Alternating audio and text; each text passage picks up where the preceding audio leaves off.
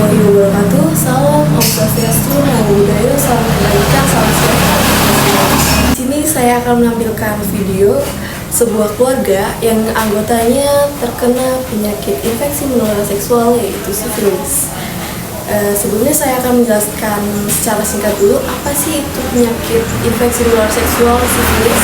Sifilis adalah penyakit infeksi menular seksual yang terjadi karena hubungan seksual bebas dan tidak menggunakan pengaman. Saya juga akan menampilkan beberapa foto terkait orang yang menderita penyakit sifilis. Contohnya ada di sini. Oke, selamat menonton. Assalamualaikum warahmatullahi wabarakatuh. Kami dari kelompok 5 akan menayangkan video terkait penyakit menular seksual terkait sifilis. Sebelumnya perkenalkan, nama saya Zalfa Nashwa Asyafa, NIM 240311067 sebagai narator dan tetangga. Saya Nazwa Najiha dengan NIM 240311066 sebagai dokter. Saya Raffinita Ramadhani, NIM 240311063 sebagai adik sasaran. Perkenalkan, nama saya Ilmuwan Fahri dengan NIM 2401085 sebagai suami sasaran. Saya Nur Halifa dengan NIM 2403969 sebagai istri sasaran. Saya Anggun Salsabila Valentin dengan NIM 240311065 sebagai kader posyandu. Saya Nafis Sekatul Ala dengan NIM 240311071 sebagai perawat. Saya Gemil Mutiara Asyari dengan NIM 240310668 sebagai perawat. Oke, selamat menonton teman-teman. Ibu, kami dari Rumah Sakit Bamada akan melakukan penyuluhan infeksi menular seksual yaitu tentang sifilis. Barangkali di sini ada yang di desa ini Bu ada yang terkena sifilis, Bu. Bentar ya, saya cek datanya dulu. Buat orang terkena sifilis, rumahnya di RT 1 RW 1 dekat kor di lokasi.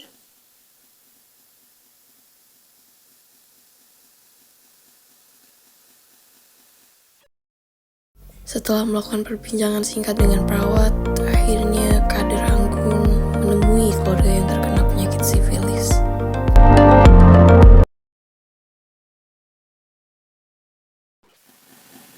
Assalamualaikum. Waalaikumsalam. Silakan masuk. Silakan Ibu. Selamat pagi Pak, Bu. Pagi Mbak. Saya Anggun, kader di desa ini akan menginformasikan kepada Bapak dan Ibu bahwasanya nanti akan ada perawat sama dokter yang datang ke sini ya Pak, Bu. Oh iya. Yang nantinya akan melakukan penyuluhan tentang penyakit sifilis. Sebelumnya, apakah ada keluarga yang masih gadis yang ada di rumah ini? Ada Mbak, bentar saya panggilin dulu ya. Ya, Bu. Nita, sini. Iya. Mbak, nanti akan ada perawat sama dokter yang datang ke sini untuk melakukan penyuluhan tentang penyakit sifilis. Nanti kalau misal Mbak, Bapak sama Ibu ada pertanyaan, nanti bisa ditanyain sama dokter perawatnya ya. Baik Mbak. Begitu saya permisi dulu ya Pak, Bu. Baik, Mbak. Baik Mbak, terima kasih.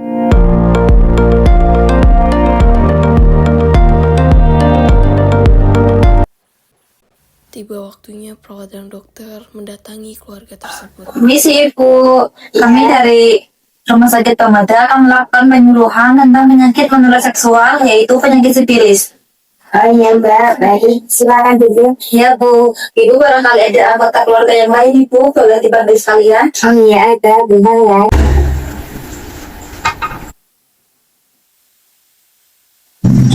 Bapak Ibu, kami dari Rumah Sakit Bamada akan melakukan penyuluhan infeksi menular seksual tentang penyakit sifilis sekitar 15-20 menit.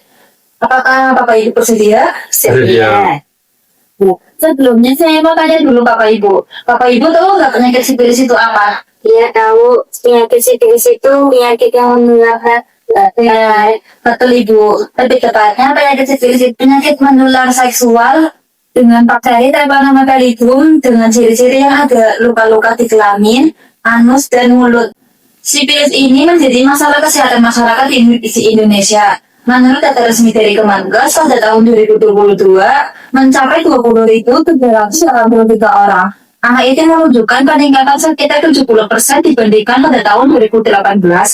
Peningkatan ini menunjukkan bahwa upaya deteksi, pencegahan, dan pengendalian belum berjalan secara optimal di Indonesia atau PIB. Maka dari itu, kami akan melakukan penyuluhan tentang sifilis. Sebelumnya, di sini saya akan menjelaskan tentang pengertian sifilis ya. Jadi tadi udah ya, pengertian sifilis adalah penyakit menular seksual yang disebabkan oleh bakteri Treponema pallidum.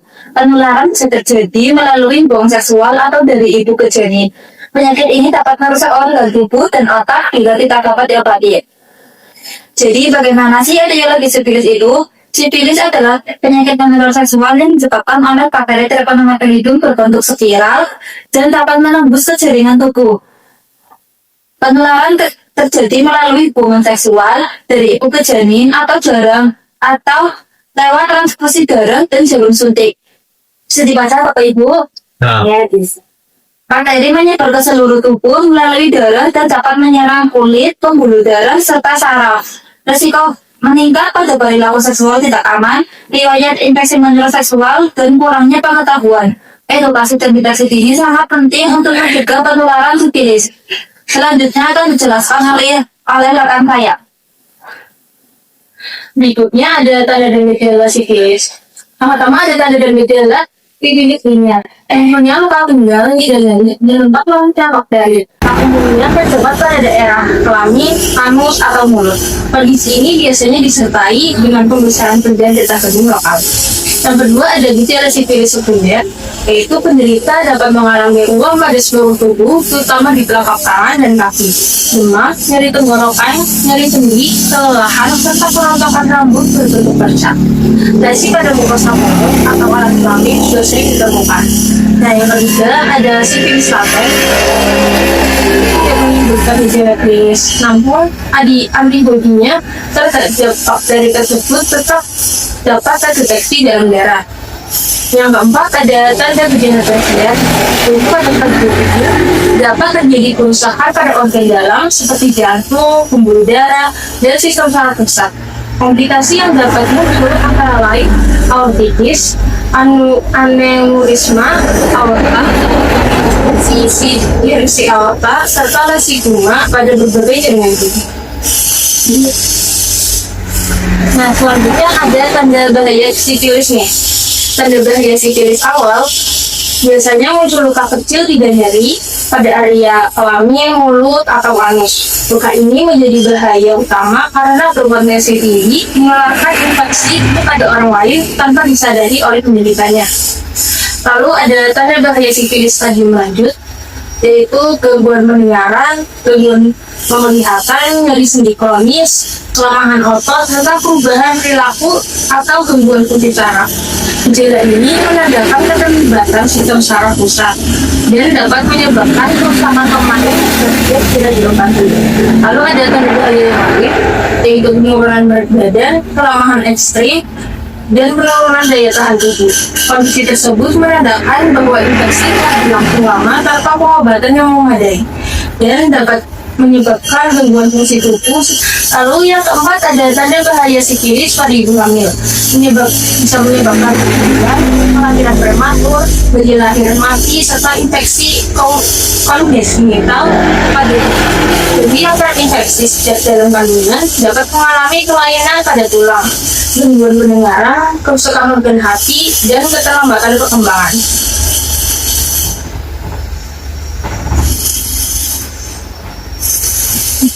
Yang selanjutnya ada komplikasi sifilis. Sifilis yang tidak diobati dapat menimbulkan komplikasi serius pada berbagai organ.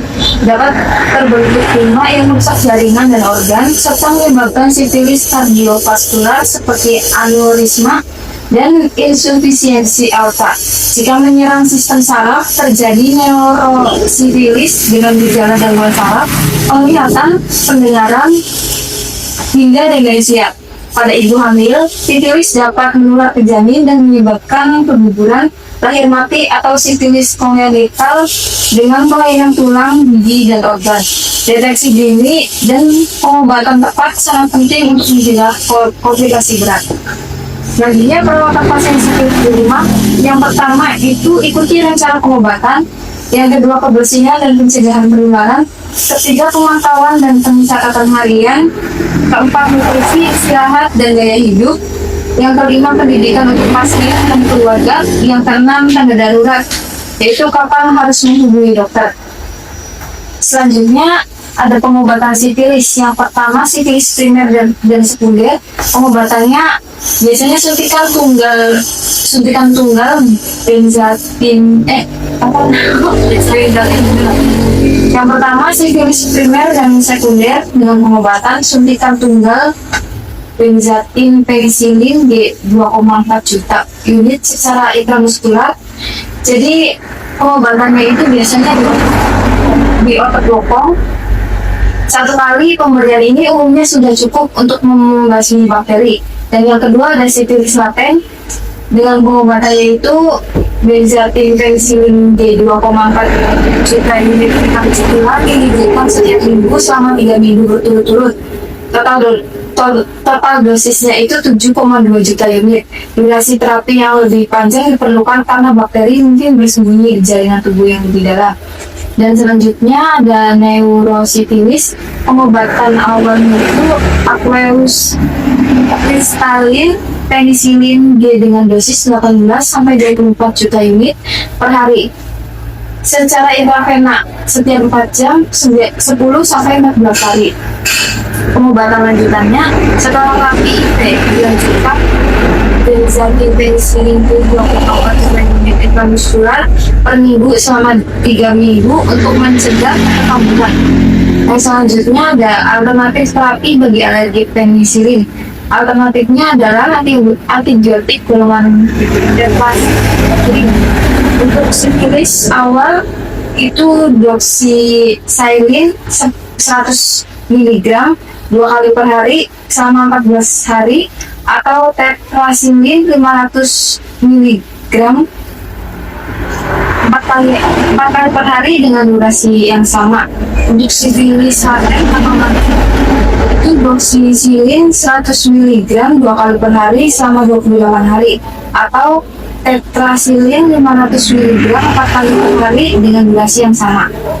Dengan pencegahan sifilis dilakukan dengan menghindari hubungan seksual sebelum menikah. Jika sudah menikah, setia pada satu pasangan, menggunakan kondom secara benar, serta tidak berbagi barang pribadi seperti rambut dan pakaian dalam.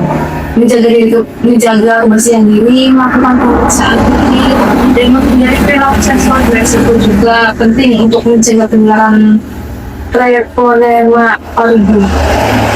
Jadi itu materi yang kami sampaikan mengenai penyakit sifilis ini. Apakah ada yang ingin ditanyakan, Bapak Ibu? Ada Mbak, pandangan untuk penderita sifilis itu apa ya? Misalnya penderita sifilis itu tidak melewatkan tentang Ada lagi? Ada Mbak, yaitu pertanyaannya buah-buahan apa saja yang baik untuk penderita sifilis? Kalau untuk buah yang baik itu yang mengandung banyak vitamin C seperti jeruk, stroberi, sama paprika. Itu karena buah tersebut itu baik buat memperbaiki jaringan yang rusak di area luka. Baik, terima kasih. Ada lagi? Baik, kalau tidak ada di sini kita akan melakukan evaluasi. Apakah Bapak Ibu memahami materi yang tadi kami sampaikan? Apa tidak? Bisa jelaskan ulang materi yang kita lakukan aja? ya bisa. Menurut Pengertian sifilis itu ya ialah suatu penyakit yang disebabkan oleh Travelingnya aman itu terhantu itu luka di tulang anus dan mulut ya. Dan gejalanya itu apa ya Bapak Ibu? Terdapat luka tidak nyeri, demam, nanti ditemukan USG, udara, rambut rontok.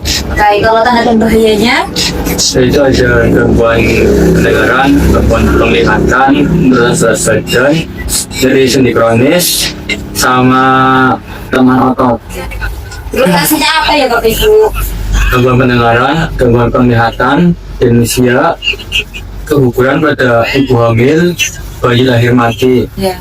Baik, kalau perawatan di rumah Jaga kebersihan dan pola makan yang baik. oh katanya Itu ada satu suntikan tunggal melalui bokong, ada benzatil penisilin, ya terus di alternatifnya ada dexicillin sama tetrasilin. ya terus kalau penjagaannya Jangan menggunakan handuk secara bersamaan dengan penderita. Terus jangan berkontak ganti. Baik Bapak Ibu, sekian penyuluhan dari kami. Oh iya Bapak Ibu, ini ada oleh-oleh dari kami. Boleh dibaca-baca ulang ya Bapak Ibu. Kalau begitu kami pamit dulu ya.